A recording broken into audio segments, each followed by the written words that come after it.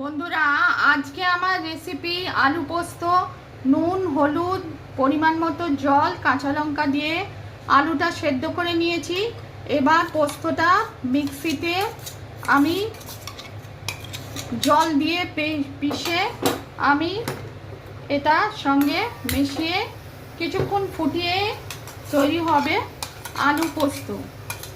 পোস্তটা আমি মিশিয়ে নিচ্ছি, তাহলেই মিক্সিতে পেস্ট করে নিচ্ছি। এটা স্যাটারডে স্পেশাল রেসিপি। বন্ধুরা, আজকে আমার রেসিপি আলু পোস্ত, বাঙালির প্রিয় খাবার, ভেজ রেসিপি, স্যাটারডে স্পেশাল। প্রথমে আলুটা নুন হলুদ দিয়ে আমি পরিমাণ মতো জল দিয়ে কাঁচা লঙ্কা দিয়ে আপনাদের সামনে দেখালাম, আমি সেদ্ধ করে নিয়েছি।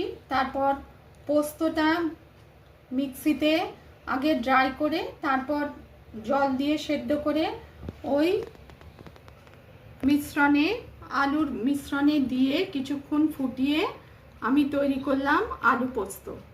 রেসিপি পছন্দ হলে লাইক করবেন, চ্যানেলটিকে সাবস্ক্রাইব করার অনুরোধ রইল।